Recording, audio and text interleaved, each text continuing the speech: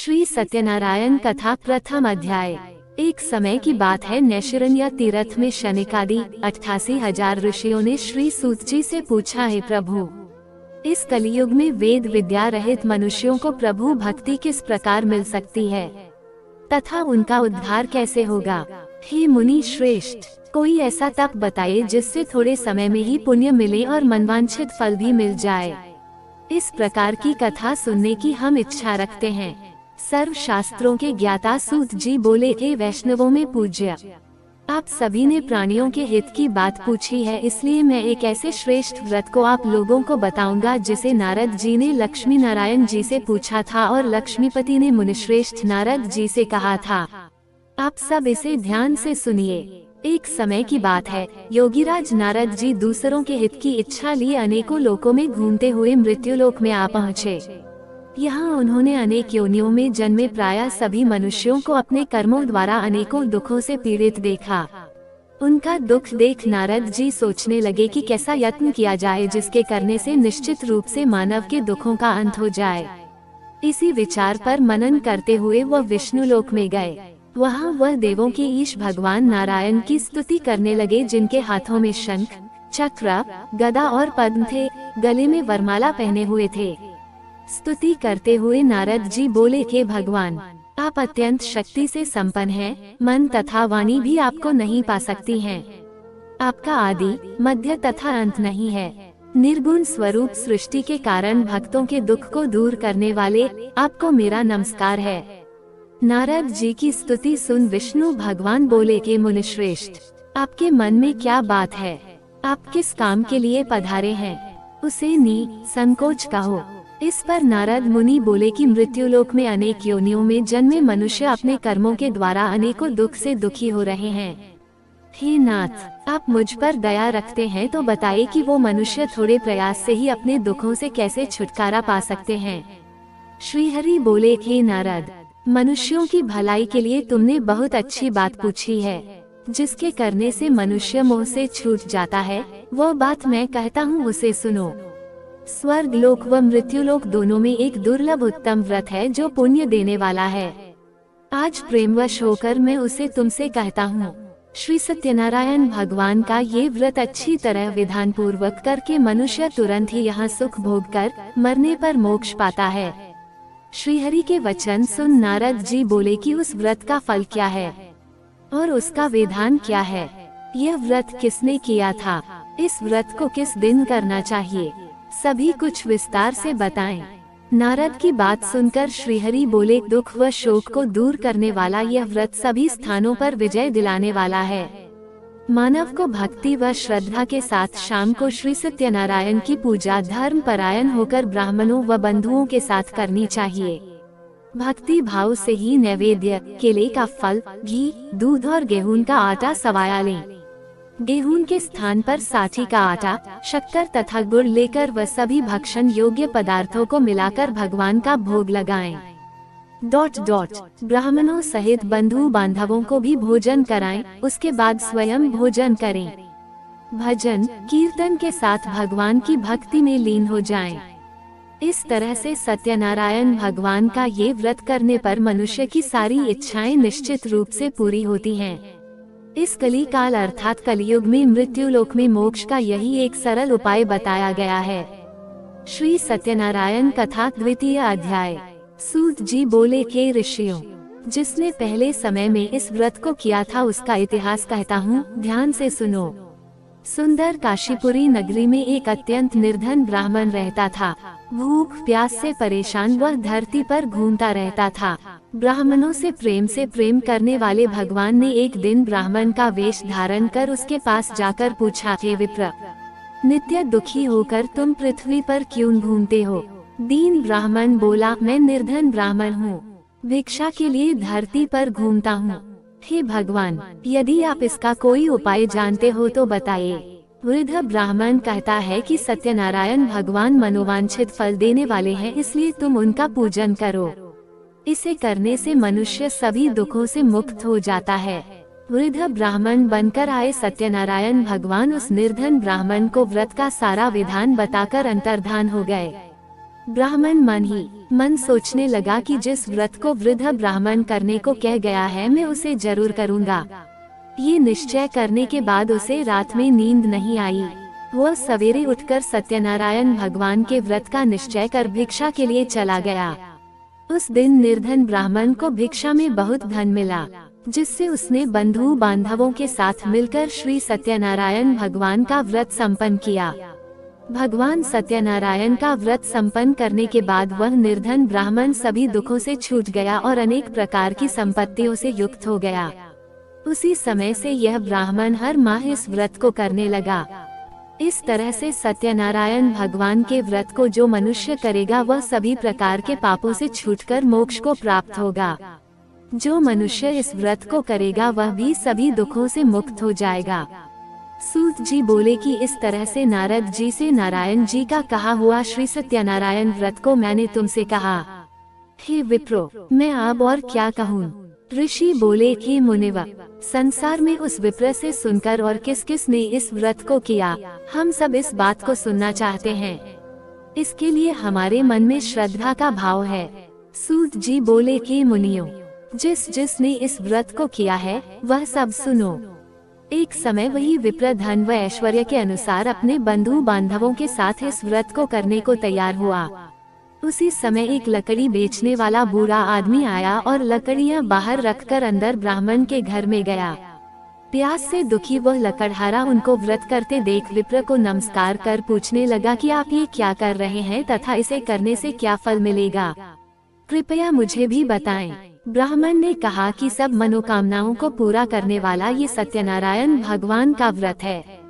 इनकी कृपा से ही मेरे घर में धन धान्य आदि की वृद्धि हुई है। विप्र से सत्यनारायण व्रत के बारे में जानकर लकड़हारा बहुत प्रसन्न हुआ। चरणामृत लेकर वह प्रसाद खाने के बाद वह अपने घर गया। लकड़हारे ने अपने मन में संकल्प किया कि आज लकड़ी बेचने से जो धन मिलेगा उसी से श्री सत्यनारायण भगवान का उत्तम व्रत करूंगा।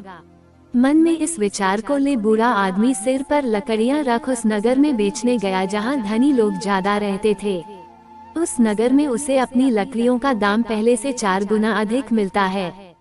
बूढ़ा प्रसन्नता के साथ दाम लेकर केले, शक्कर, घी, दूध, दही और गेहूं का आटा ले और सत्यनारायण भगवान के व्रत की अन्य सामग्रियां लेकर अपने घर गया।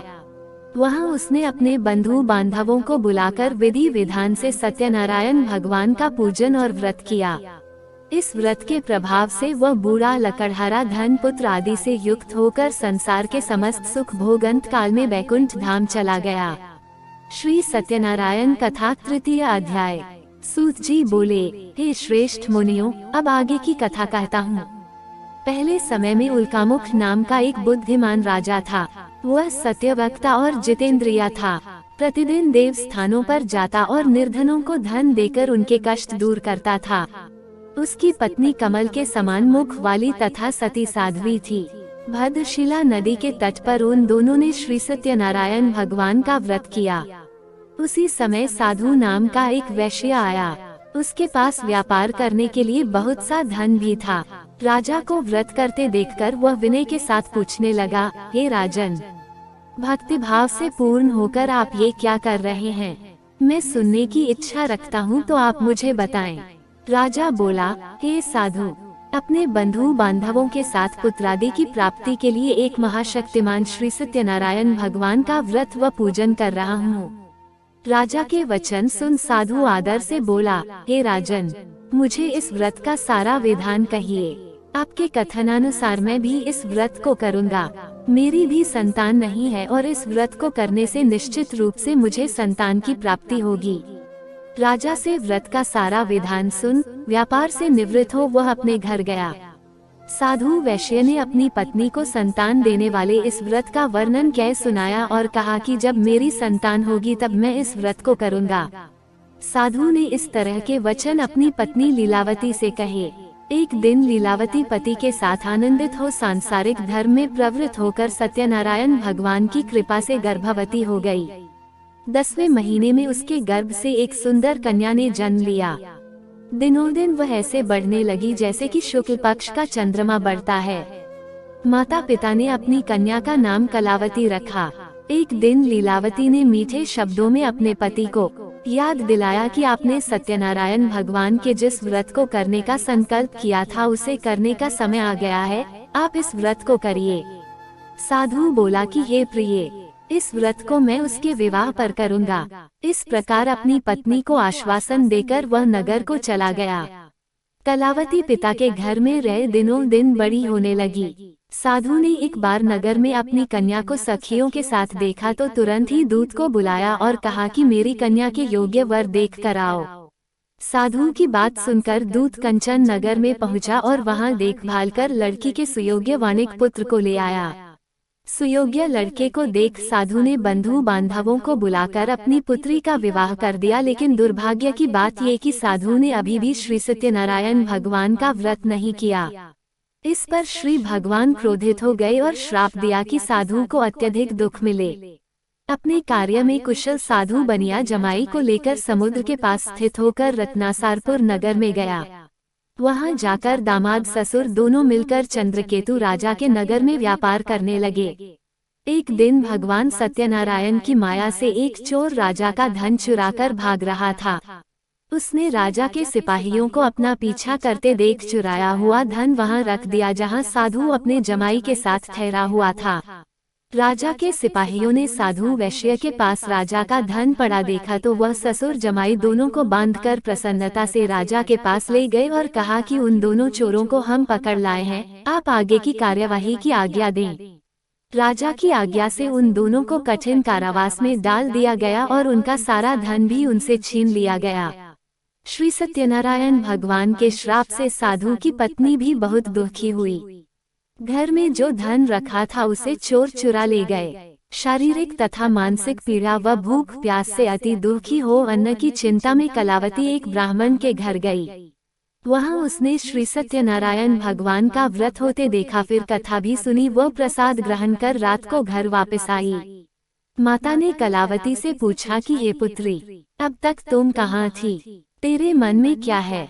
कलावती ने अपनी माता से कहा, हे माता, मैंने एक ब्राह्मण के घर में श्री सत्यनारायण भगवान का व्रत देखा है।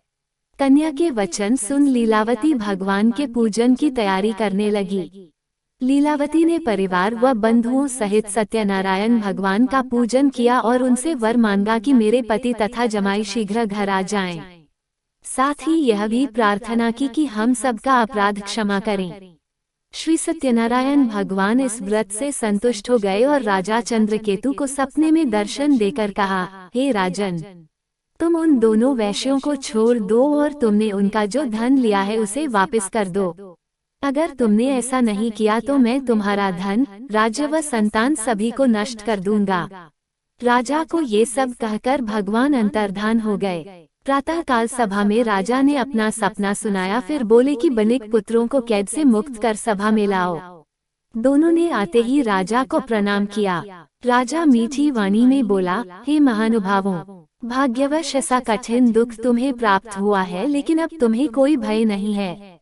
ऐसा कह राजा ने उन दोनों को नए वस्त्राभूषण भी पहनाए और जितना धन उनका लिया था उससे दुगुना धन वापस कर दिया। दोनों वैश्य अपने घर को चल दिए। श्री सत्यनारायण कथा चतुर्थ अध्याय। सूत जी बोले, वैश्य ने मंगलाचार कर अपनी यात्रा आरंभ की और अपने नगर की ओर चल दिए। उनके थोड़ी दूर जाने पर एक दंडी वेशधारी श्री सत्यनारायण ने उनसे पूछा, हे साधु, तेरी नाव में क्या है?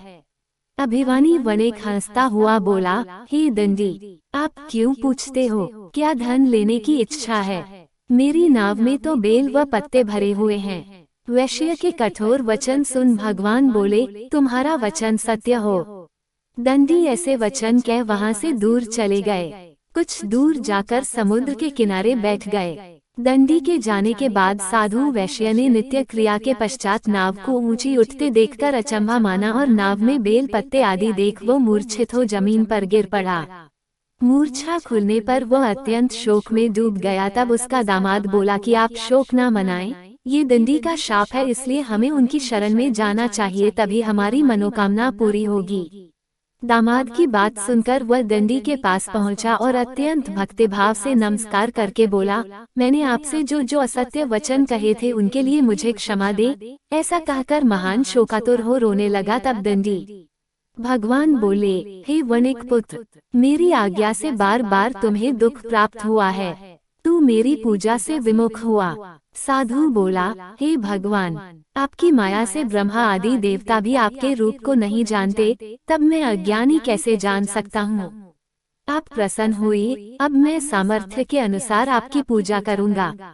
मेरी रक्षा करो और पहले के समान नौक में धन भर दें। साधु वैश्य के भक्तिपूर्वक वचन सुनकर भगवान प्रसन्न हो गए और उसकी इच्छानुसार वरदान देकर अंतर्धान हो गए। ससुर जमाई जब नाव पर आए तो नाव धन से भरी हुई थी। फिर वहीं अपने अन्य साथियों के साथ सत्यनारायण भगवान का पूजन कर अपने नगर को चल दिए। जब नगर के नजदीक पहुँचे तो दूत को घर पर खबर करने के लिए भेज दिया। दूत साधु की पत्नी को प्रणाम कर कहता है कि मालिक अपने दामाद सहित नगर के निकट आ गए हैं।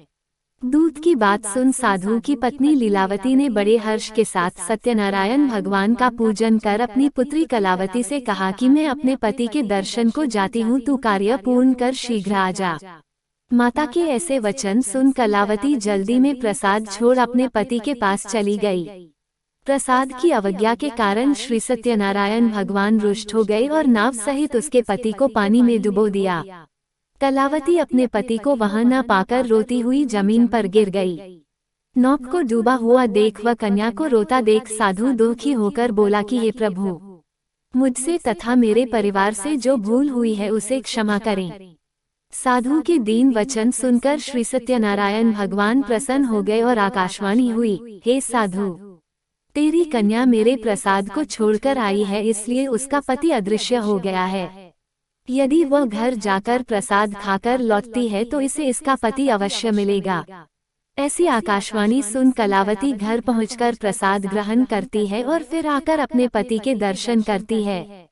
उसके बाद साधु अपने बंधु बांधवों सहित श्री सत्यनारायण भगवान का विधि विधान से पूजन करता है तथा इस लोक में सुख भोग व अंत में स्वर्ग को जाता है। श्री सत्यनारायण कथा 5वां अध्याय। सूत जी बोले, हे ऋषियों, मैं और भी एक कथा सुनाता हूँ, उसे भी ध्यानपूर्वक सुनो। प्रजापालन में लीन तुंगाध्वज नाम का एक राजा था। उसने भी भगवान का प्रसाद त्याग कर बहुत ही दुख सहन किया। एक बार वन में जाकर वन्य पशुओं को मारकर वह बड़ के पेड़ के नीचे आया। वहाँ उसने ग्वालों को भक्ति भाव से अपने बंधुओं सहित सत्यनारायण भगवान का पूजन करते देखा। अभिमानवश राजा ने उन्हें देखकर भी पूजा स्थान में नहीं गया और न ही उसने भगवान को नमस्कार किया। ग्वालों ने राजा को प्रसाद दिया, लेकिन उसने वह प्रसाद नहीं खाया और प्रसाद को वहीं छोड़ वह अपने नगर को चला गया। जब वह नगर में पहुंचा तो वहां सब कुछ तहस नहस हुआ पाया तो वह शीघ्र ही समझ गया कि यह सब भगवान ने ही किया है। वह दोबारा ग्वालों के पास पहुंचा और विधि पूर्वक पूजा करके प्रसाद खाया तो श्री सत्यनारायण भगवान की कृपा से सब कुछ पहले जैसा हो गया। दीर्घकाल तक सुख भोगने के बाद मरणोपरांत उसे स्वर्गलोक की प्राप्ति हुई।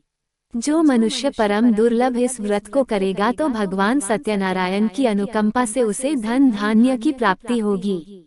निर्धन धनी हो जाता है और भयमुक्त हो जीवन जीता है। संतानहीन मनुष्य को संतान सुख मिलता है और सारे मनोरथ पूर्ण होने पर मानव अंतकाल में बैकुंठ धाम को जाता है। सूत जी बोले, जिन्होंने पहले इस व्रत को किया है अब उनके दूसरे जन्म की कथा कहता हूँ। वृद्ध शतानंद ब्राह्मण ने सुदामा का जन्म लेकर मोक्ष की प्राप्ति की। लकड़हारे ने अगले जन्म में निषाद बनकर मोक्ष प्राप्त किया। उल्कामुख नाम का राजा दशरथ होकर बैकुंठ को गए। साधु नाम के वैश्य ने मोरध्वज बनकर अपने पुत्र को आरे से चीरकर मोक्ष पाया।